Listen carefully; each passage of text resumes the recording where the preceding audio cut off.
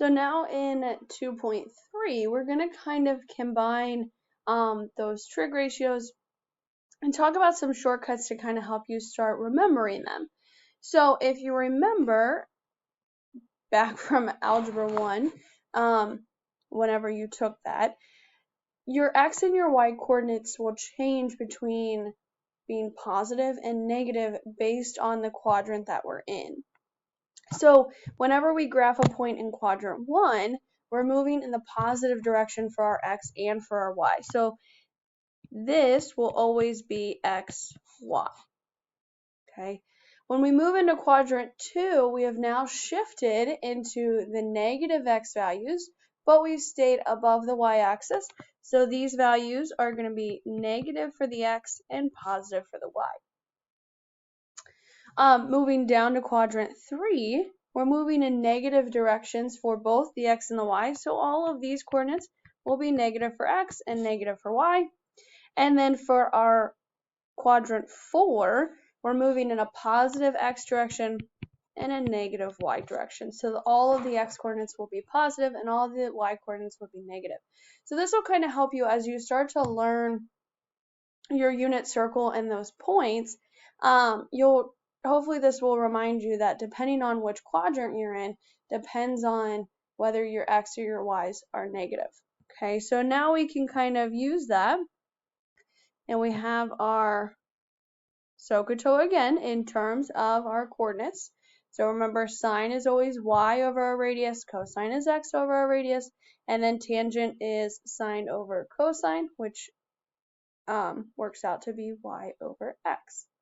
So kind of our shortcut, because of the fact that, sine always involves y, cosine always involves x, and tangent involves both, we have a shortcut that allows us to know when sine, cosine, and tangent need to be positive or negative. So in quadrant 1, since all of the x's are positive and all the y's are positive, no matter if we take the sine, cosine, or tangent, everything is going to work out to be positive. So all three should have a value that is positive when you take the sine, cosine, or tangent of any angle. Once we move into quadrant 2, remember in quadrant 2, our x's are negative, but our y's are positive. So if our y's are positive, sine is associated with y. So sine, because y is positive, sine is going to be positive as well. Okay. In quadrant 3, remember your x is negative and your y is negative. So that would make sine and cosine both negative, but since tangent would be negative over negative, your tangent is going to be positive in quadrant 3.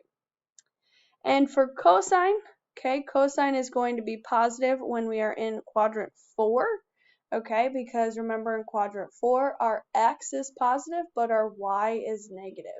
So if x is positive, remember cosine has to be positive because it deals with x.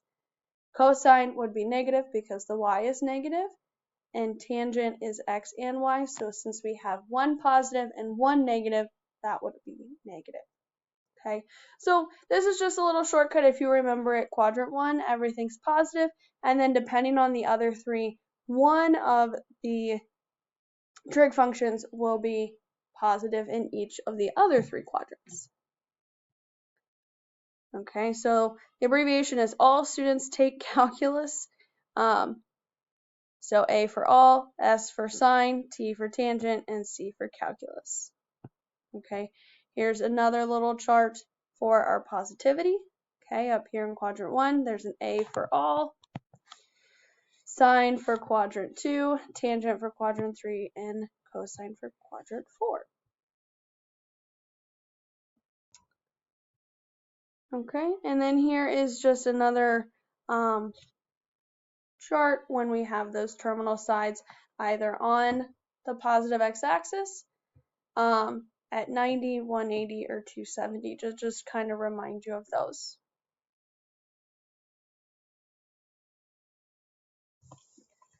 All right, next we're moving into the ranges of our functions. So for any angle of theta where the trig functions are defined, the 6 trig functions have the following ranges. So sine and cosine will always be between -1 and 1. Tangent and cotangent are -infinity to +infinity. And then our cosecant and secant change because remember, we can't have 0 as our denominator. All right, and then our next little piece, I brought this up in a previous video, and I said we'd revisit it, and we're actually revisiting it. So the next thing we're going to talk about is a reference angle. So for any angle between our 0 and 360 degrees, a reference angle, grab my highlighter, a reference angle is that, oh, I don't know why I moved that,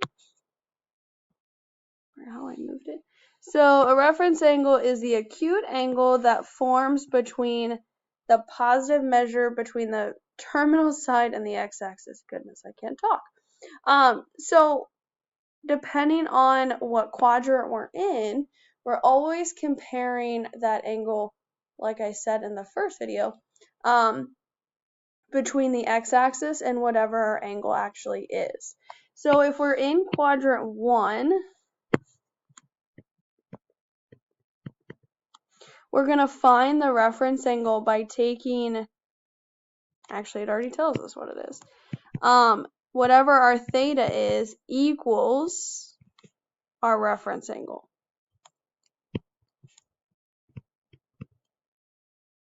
I could spell reference angle, goodness. Okay, in quadrant 2 it differs because now we're not in the positive x and y region, we're in quadrant 2.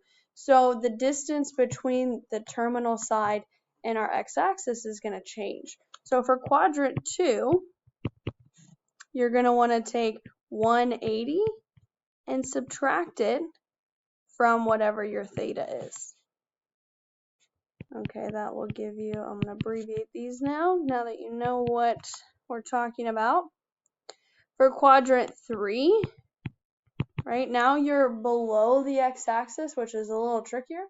You're actually going to take your angle and you're going to subtract it from 180. Okay, the reference angle again is just how far away are we from our x-axis. Okay, whether you have to rotate backwards, that's okay, whether it's counterclockwise or clockwise. What is that degree of rotation to get you back either to the positive x-axis or the negative x-axis?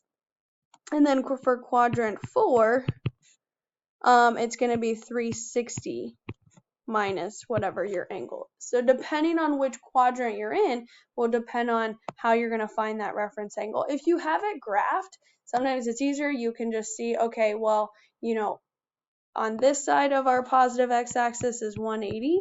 So you're just figuring out that difference either from 0, 360, or 180, whichever is closer. All right, and then just if I could talk, just to kind of wrap it up, here's a nice little chart for you to, if the previous stuff didn't make sense, on when sine, cosine, and tangent are positive or negative based on which quadrant your angle's in.